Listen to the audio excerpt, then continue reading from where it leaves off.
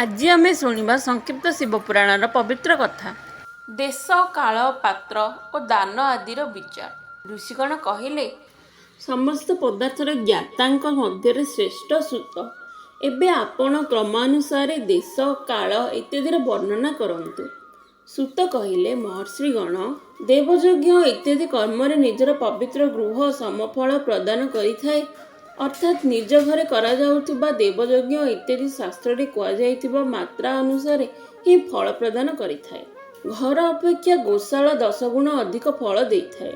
ଜଳାଶୟର କୂଳ ତାହାଠାରୁ 10 ଗୁଣ ଅଧିକ ମହତ୍ତ୍ୱପୂର୍ଣ୍ଣ। ଯେଉଁଠି ବେଲ, ତୁଳସୀ ଓ ଅଶ୍ୱତ୍ଥ ବୃକ୍ଷ ଥାଏ, ସେହି ସ୍ଥାନଟି ଜଳାଶୟ ଅପେକ୍ଷା 10 ଗୁଣ ଅଧିକ ଫଳ। ଦେବାଳୟକୁ ତାହାଠାରୁ 10 ଗୁଣ ଅଧିକ ମହତ୍ତ୍ୱପୂର୍ଣ୍ଣ ବୋଲି ବୁଝିବା ଉଚିତ।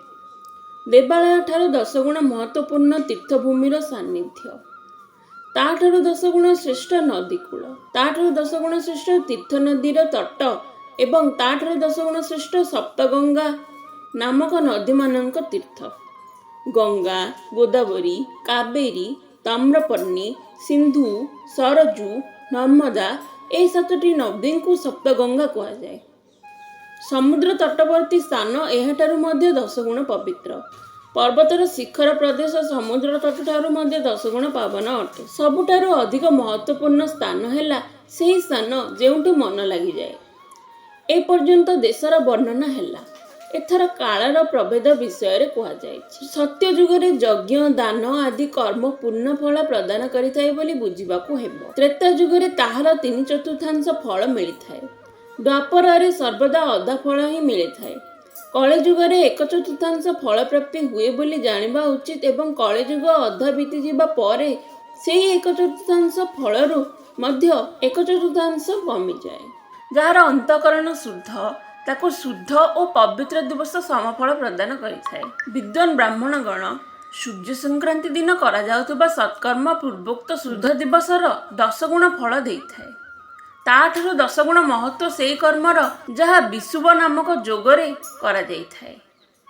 ଦକ୍ଷିଣାୟନ ଆରମ୍ଭ ହେବା ଦିନ ଅର୍ଥାତ୍ କର୍କଟ ସଂକ୍ରାନ୍ତି ଦିନ କରାଯାଉଥିବା ପୁଣ୍ୟକର୍ମର ମହତ୍ତ୍ୱ ବିଷୁବ ଠାରୁ ମଧ୍ୟ 10 ଗୁଣ ଅଧିକ ବୋଲି ଧରାଯାଏ। ତହିଁରୁ ଅଧିକ ଚନ୍ଦ୍ରଗ୍ରହଣରେ କୃତ ପୁଣ୍ୟକର୍ମର ମହତ୍ତ୍ୱ।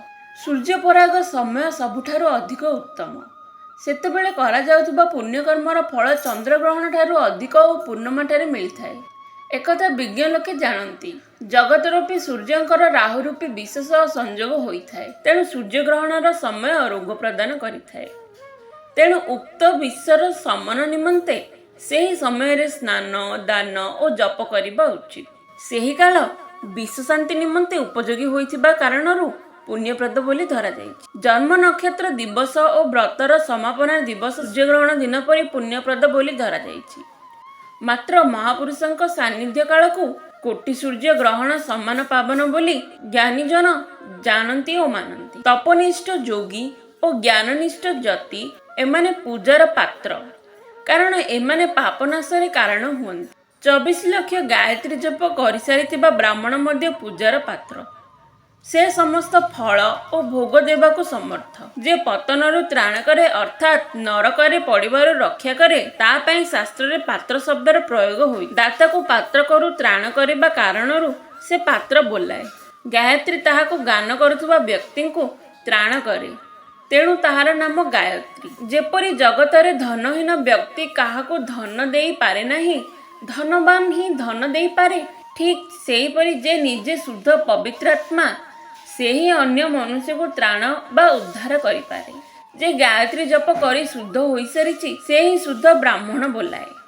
ତେଣୁ ଦାନ, ଜପ, ହୋମ ଓ ପୂଜାର ସମସ୍ତ କର୍ମ ପାଇଁ ସେ ହିଁ ଶୁଦ୍ଧ ପାତ୍ର ଅଟେ। ଏପରି ବ୍ରାହ୍ମଣ ହିଁ ଦାନର ପାତ୍ର ତଥା ତ୍ରାଣ କରିବାରେ ସକ୍ଷମ। ସ୍ତ୍ରୀ ହେଉ ବା ପୁରୁଷ ହେଉ, ଯଦି ସେ ଭୋକିଲା, ତେବେ ସେ ଅନ୍ନଦାନ ପାଇବାର ପାତ୍ର। ଯାହାର ଯେଉଁ ବସ୍ତୁ ପାଇଁ ଇଚ୍ଛା ଅଛି, ସେ ନ ମାଗୁଣୁ ତାହାକୁ ସେହି ବସ୍ତୁ ଦେଇଦେଲେ ଦାତାଙ୍କୁ ଉକ୍ତ ଦାନର ଫଳ ମିଳିଯାଏ। ଏହା ମହର୍ଷିମାନଙ୍କ ବିଶ୍ୱାସ। ଯାହା ମାଗିବା ପରେ ଦିଆଯାଏ, ସେଭଳି ଦାନର ଫଳ ଅଧା ହୋଇଯାଏ। ନିଜେ ସେସବୁକୁ ଦିଆଯାଉଥିବା ଦାନ 1/4 ଫଳ ଦେଇଥାଏ। ବିପ୍ରଗଣ ଯେ କେବଳ ଜାତି ଦୃଷ୍ଟିରୁ ବ୍ରାହ୍ମଣ ଏବଂ ଦୀନତାପୂର୍ଣ୍ଣ ବୃତ୍ତିରେ ଜୀବନ ବିତାଏ, ତାହାକୁ ଦିଆଯାଉଥିବା ଧନଧାନ ଦାତାଙ୍କୁ ଭୂତଳରେ 10 ବର୍ଷ ନିମନ୍ତେ ଭୋଗ ପ୍ରଦାନ କରିଥାଏ।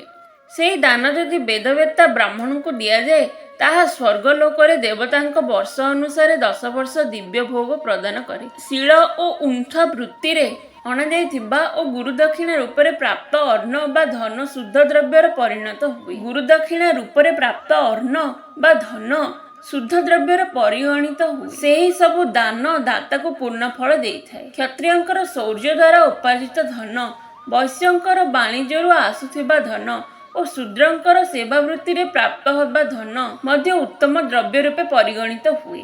ଧର୍ମ ଇଚ୍ଛା କରୁଥିବା ସ୍ତ୍ରୀକୁ ଯେଉଁ ଧନ ପିତା ଓ ସ୍ୱାମୀଠାରୁ ମିଳିଥାଏ, ତା ନିମନ୍ତେ ସେହି ଧନ ଉତ୍ତମ ଦ୍ରବ୍ୟ ଅଟେ। ଗୋ ଆଦି 12ଟି ବସ୍ତୁକୁ ଯଥାକ୍ରମେ ଚୈତ୍ର ଆଦି 12ଟି ମାସରେ ଦାନ କରିବା ଉଚିତ। ଗୋ, ଭୂମି, ତିଳ, ସୁବର୍ଣ୍ଣ, ଘୃତ, ବସ୍ତ୍ର, ଧାନ୍ୟ, ଗୁଡ଼, ରୌପ୍ୟ, ଲବଣ, କୁଷ୍ମାଣ୍ଡ ଓ କନ୍ୟା, ଏ 12ଟି ହେଉଛି ସେହି ଦାନଯୋଗ୍ୟ ବସ୍ତୁ। ଏଥିମଧ୍ୟରୁ ଗୋଦାନରେ କାୟିକ, ବାଚିକ ଓ ମାନସିକ ପାପର ନିବାରଣ ଏବଂ କାୟିକ ଆଦି ପୁଣ୍ୟକର୍ମର ପୁଷ୍ଟି ହୁଏ। ବ୍ରାହ୍ମଣଗଣ ଭୂମିଦାନ ଇହଲୋକ ଓ ପରଲୋକର ପ୍ରତିଷ୍ଠା ପ୍ରଦାନ କରିଥାଏ। ତିଳଦାନ ବଳବର୍ଦ୍ଧକ ଓ ମୃତ୍ୟୁ ନିବାରକ ହୋଇଥାଏ। ସୁବର୍ଣ୍ଣଦାନ କଠୋର ଅଗ୍ନିକୁ ଉଦ୍ଦୀପ୍ତ କରାଏ ଏବଂ ବୀର୍ଯ୍ୟଦାୟକ ହୋଇଥାଏ। ଘୃତଦାନ ପୁଷ୍ଟିକାରକ ଏବଂ ବସ୍ତ୍ରଦାନ ଆୟୁବର୍ଦ୍ଧକ ଅଟେ। ଧାନ୍ୟଦାନ ଅନ୍ନ ଧନର ସମୃଦ୍ଧିର କାରଣ ହୋଇଥାଏ। ଗୁଡ଼ଦାନ ମଧୁର ଭୋଜନ ପ୍ରାପ୍ତ କରାଇଥାଏ। ରୂପାଦାନରେ ବୀର୍ଯ୍ୟ ବୃଦ୍ଧି ହୋଇଥାଏ। ଲବଣ ଦାନରେ ଷଢ଼ରସ ଭୋଜନ ପ୍ରାପ୍ତି ହୋଇଥାଏ। ସବୁ ପ୍ରକାର ଦାନ ସକଳ ସମୃଦ୍ଧିର ସିଦ୍ଧିର ହେତୁ ହୋଇଥାଏ। ବିଜ୍ଞ ଲୋକେ କୁଷ୍ମାଣ୍ଡ ଦାନକୁ ପୁଷ୍ଟିଦାୟକ ବୋଲି କହିଥାନ୍ତି। କନ୍ୟାଦାନ ଆଜୀବନ ଭୋଗ ପ୍ରଦାୟକ ହୋଇଥାଏ। ବ୍ରାହ୍ମଣଗଣ ତାହା ଇହଲୋକ ଓ ପରଲୋକରେ ମଧ୍ୟ ସମସ୍ତ ଭୋଗ ପ୍ରଦାନ କରିଥାଏ। ବିଦ୍ୱାନ ବ୍ୟକ୍ତି ପକ୍ଷେ ଏପରି ଜିନିଷ ସଦା ଦାନ କରିବା ଉଚିତ, ଯାହା ଶ୍ରବଣେନ୍ଦ୍ରିୟ ଇତ୍ୟାଦିକୁ ତୃପ୍ତି ପ୍ରଦାନ କରିଥାଏ। ଶ୍ରୋତ୍ର ଆଦି 10 ଇନ୍ଦ୍ରିୟର ଯେଉଁ ଶବ୍ଦଟି 10ଟି ବିଷୟ ରହିଛି, ତତ୍ ସମ୍ବନ୍ଧିତ ବସ୍ତୁ ଦାନ କଲେ ତାହା ଭୋଗ୍ୟ ବସ୍ତୁ ପ୍ରାପ୍ତିରେ କାରଣ ହୋଇଥାଏ ଏବଂ ଦିଗ ପ୍ରଭୃତି ଇନ୍ଦ୍ରିୟ ଅଧିଷ୍ଠାତି ଦେବତାଙ୍କୁ ସନ୍ତୁଷ୍ଟ କରାଇଥାଏ। ବେଦ ଓ ଶାସ୍ତ୍ରକୁ ଗୁରୁମୁଖରୁ ଗ୍ରହଣ କରି ଗୁରୁଙ୍କ ଉପଦେଶ କ୍ରମେ ଅଥବା ସ୍ୱୟଂ ନିଜେ ବୋଧ ପ୍ରାପ୍ତି କରିବା ପରେ ବୁଦ୍ଧି ଯେଉଁ ନିର୍ଣ୍ଣୟ କରେ ଯେ କର୍ମର ଫଳ ଅବଶ୍ୟ ମିଳେ, ତାହାକୁ ଉଚ୍ଚକୋଟୀର ଆସ୍ତିକତା କହନ୍ତି। ଭାଇ, ବନ୍ଧୁ ଅଥବା ରାଜାଙ୍କ ଭୟରେ ଯେଉଁ ଆସ୍ତିକ ବୁଦ୍ଧି ବା ଶ୍ରଦ୍ଧା ହୁଏ, ତାହା କନିଷ୍ଠ ଶ୍ରେଣୀର ଆସ୍ତିକତା ଅଟେ। ଯେ ସର୍ବଦା ଦରିଦ୍ର ଓ ସବୁ ଦୃଷ୍ଟିରୁ ଅଭାବଗ୍ରସ୍ତ, ସେ ବାଣୀ ଅଥବା କର୍ମ ଦ୍ୱାରା ଯଜନ କରିବା ଉଚିତ। ମନ୍ତ୍ର, ସ୍ତୋତ୍ର ଓ ଜପ ଇତ୍ୟାଦିକୁ ବାଣୀ ଦ୍ୱାରା କରାଯାଉଥିବା ଯଜନ ବୋଲି ବୁଝିବା ଉଚିତ ତଥା ତୀର୍ଥଯାତ୍ରା ଓ ବ୍ରତାଦିକୁ ବିଦ୍ୱାନ ଲୋକେ ଶାରୀରିକ ଯଜନ ବୋଲି ମାନିଥାନ୍ତି। ଯେକୌଣସି ଉପାୟରେ ହେଲେ ବି ଯଦି ଦେବପୂର୍ଣ୍ଣ ବୁଦ୍ଧିରେ ଅଳ୍ପ ବହୁତ ଯାହା କିଛି ଦିଆଯାଏ ବା ଯାହା କିଛି କର୍ମ କରାଯାଏ, ସେହି ଦାନ ବା ସତ୍କର୍ମ ଭୋଗ ପ୍ରାପ୍ତି କରାଇଥାଏ। ତପସ୍ୟା ଓ ଦାନ ଏ ଦୁଇଟି କର୍ମ ମନୁଷ୍ୟ ସର୍ବଦା କରୁଥିବା ଉଚିତ। ଏଭଳି ଗୃହ ଦାନ କରିବା ଉଚିତ, ଯାହା ବର୍ଣ୍ଣ ଏବଂ ଗୁଣରେ ସୁଶୋଭିତ ହୋଇଥିବ। ବୁଦ୍ଧିମାନ ବ୍ୟକ୍ତି ଦେବତାଙ୍କ ତୃପ୍ତି ପାଇଁ ଯାହା କିଛି ଦିଅନ୍ତି, ତାହା ପ୍ରଚୁର ମାତ୍ରାରେ ସବୁ ପ୍ରକାର ଭୋଗ ପ୍ରଦାନ କରିଥାଏ।